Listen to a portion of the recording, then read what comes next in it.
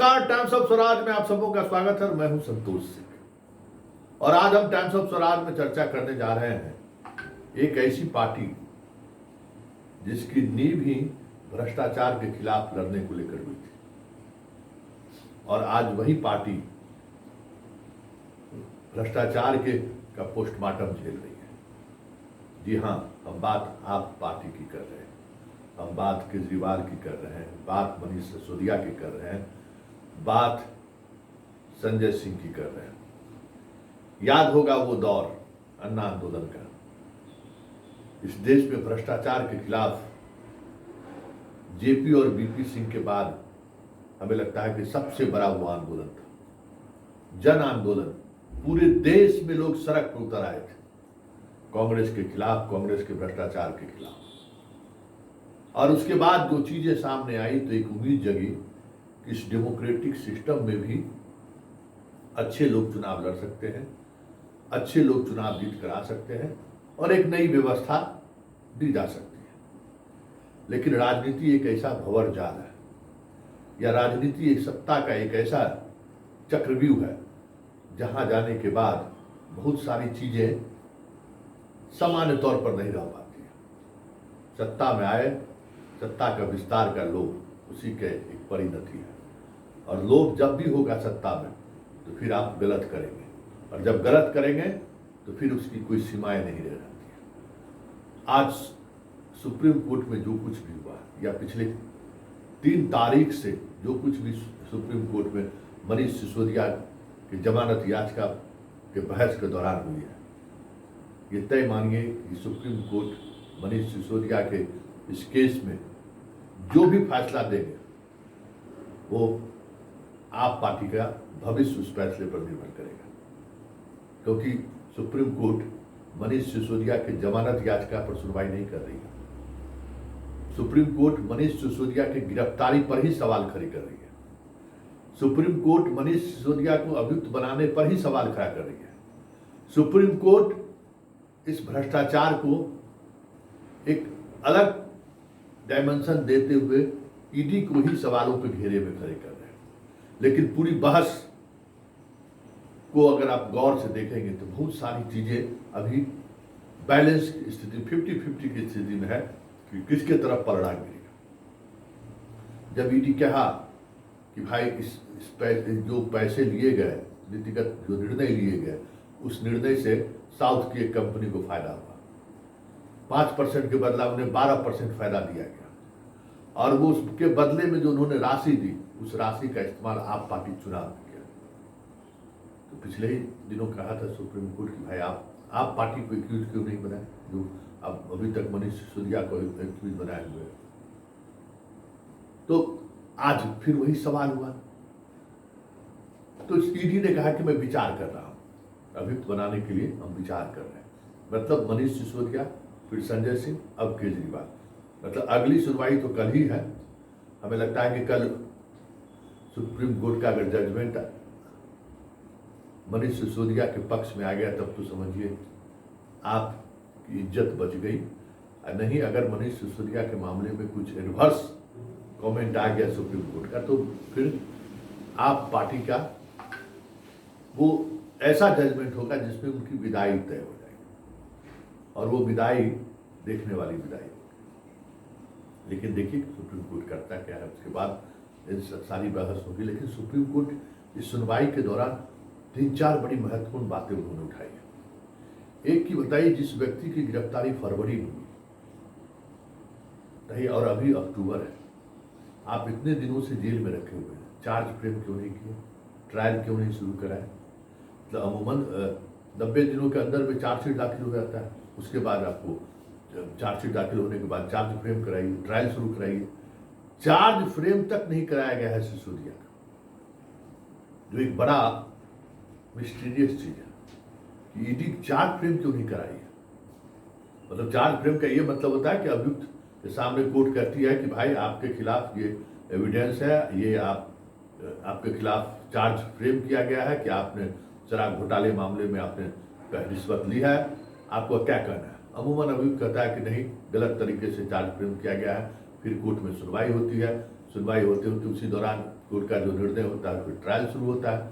अमूमन पुलिस के charge frame के मामले में अभियुक्त को ज़्यादा राहत नहीं मिलती है, लोअर कोर्ट राहत नहीं देती है, जो पुलिस कहती है उसी को लेकर आगे मुकदमा बढ़ जाता है। लेकिन चार्ज फ्रेम क्यों नहीं किया? और उसके बाद जब कोर्ट ने इनसे पूछा कि इनके खिलाफ सबूत क्या है, तो बस हेयर एंड शेयर, एक दूसरे के कानों से सुनी हुई बात है। पैसा लिया तो पैसा बरामद, 0/0। ये लोगों ने इलेक्शन में खर्च कर दिया, तो इलेक्शन में खर्च कर दिया तो उसका सबूत। समझ सकते हैं कि इस तरीके के ट्रांजैक्शन को प्रूफ करना कितना मुश्किल है।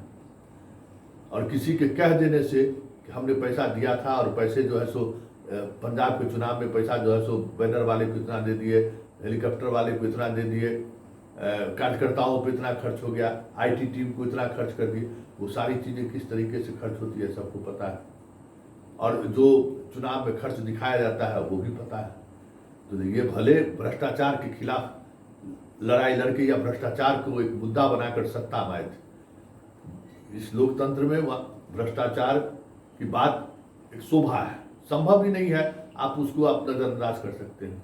जिस तरीके से गुजरात में इन्होंने खर्च किया, हिमाचल में खर्च किया, उत्तराखंड में खर्च किया, गोवा में खर्च किया, पंजाब में सरकार बनी, तो ये सारी राशि जो चुनाव लड़ने में जो खर्च हुई, पब्लिक डोनेशन के अलावा भी बहुत सारी चीजें खर्च है, लेकिन वो सारी खर्च अनअकाउंटेड होता है, वो हवाले के जरिए होता है। एक पुर्जी पर लिख देगा 5 तो आपको 5 करोड़ रुपया मिल जाएगा, एक पुर्जी पर लिख देगा 2.5 2.5 करोड़ रुपया मिल जाएगा।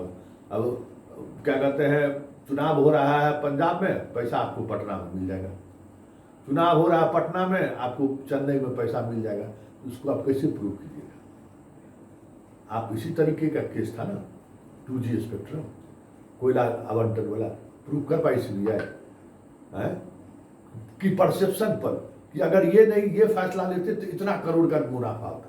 परसेप्शन पर केस नहीं चलता है, परसेप्शन पर गांव घर में या कहीं भी बात गॉसिप हो सकता है, केस मुकदमा स्टैंड नहीं कर सकता है। तो बीजेपी का जो स्टैंड है या बीजेपी जो कह रही है, कोयला घोटाला के सामने में तो CAG कहे थे, CAG के महालेखापाल कहे थे, क्या हुआ उस सारे केसों में, क्या स्थिति हुई? ठीक इसी तरीके के इस मामले में कि जब तक आप पैसा का ट्रांजैक्शन, आप पार्टी को फंड में आया, पार्टी फंड खर्च किया, तो सिसोदिया कहाँ है? हाँ, आप कहिएगा कि इसके बदले 32 को मोबाइल बदला, 32 को मोबाइल उन्होंने सिम बदला, सिम बदल के सब तोड़ के फेंक दिया। अरे भाई, सिम लिया, मोबाइल बदला, वो प्रूफ करना, क्या प्रूफ होगा उससे कि पैसा लिया मोबाइल से? तो प्रूफ नहीं होगा। और जो आप कह रहे हैं कि सारा मोबाइल का नंबर सिसोदिया के नाम से होगा, कोई जरूरी थोड़ी है, कोई जरूरी नहीं है। इस सब मामले में तो बड़े स्मार्टली लोग काम करते हैं, और सिसोदिया जैसे व्यक्ति अगर कर रहा है तो और स्मार्टली, क्योंकि केजरीवाल जो इसी डिपार्टमेंट के अधिकारी रहे हैं, उनको आइडिया है कि किस तरीके से पैसे को कहाँ व्यवस्थित तरीके से, अगर लेन देन हुआ तो कहाँ लगाना है, तो कहाँ संभव है। इसलिए सब कुछ अब सुप्रीम कोर्ट के कल के जजमेंट पर निर्भर करता है कि आप पार्टी रहेगी या पार्टी का अस्तित्व खत्म हो जाएगा। क्योंकि अगर ये फैसला सुप्रीम कोर्ट की तरफ से आता है कि मनीष सिसोदिया की गिरफ्तारी ED की मनमानी है, तब तो आप कह सकते हैं कि अरविंद केजरीवाल को एक नई ऊर्जा मिलेगी और नई मजबूती के साथ वो फिर से मोदी के खिलाफ खड़े हो सकते हैं।